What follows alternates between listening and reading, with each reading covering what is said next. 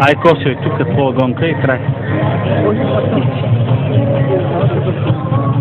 Първи полуфинал. Клас 3 толпа. Шампионът за 2012 година Константин Динев взема стартова позиция в левия коридор. Очакваме Мирослав Бъчваров, TSC Racing, Audi A3.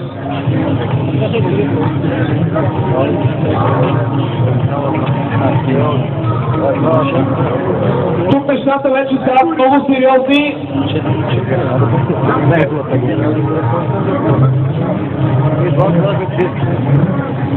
Победителя отбива на финала за губения в слабкия финал.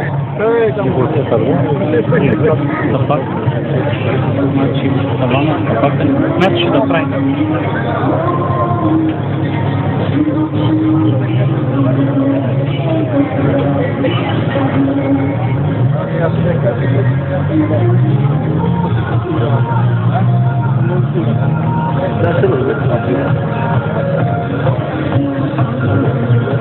Давай, Косио.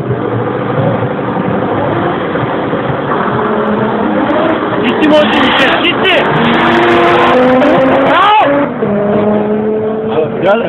Това на майката.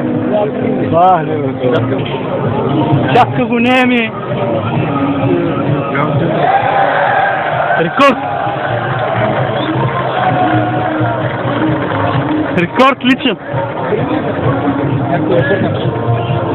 Браво! И така, първата 9 секундна спринт кола България 9.945 за Константин Динев и Клаудия СБ, подготвено от Drag Power Team, той е първият финалист. Тръгне!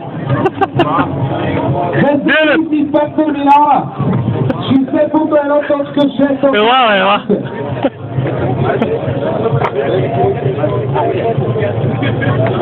Най-бърз кола в България. Косио постоянно тук ни забавляват някакви 10-3-10-4 и в момента, в който трябваше да даде пълната как го направи, точно с най-сериозните конкуренти в този клас. Ауди Тура, TSC Racing и Мирослав Бъчваров, и така Косио е единият финалист. Мирослав Бъчваров остава в битка за трето-четвърто място. Другия полуфинал. Местната легенда Николай Колев, Ауди 90 Стивен Drag Team срещу Иван Статев, Ауди 90 Drag Power Team. Деветка!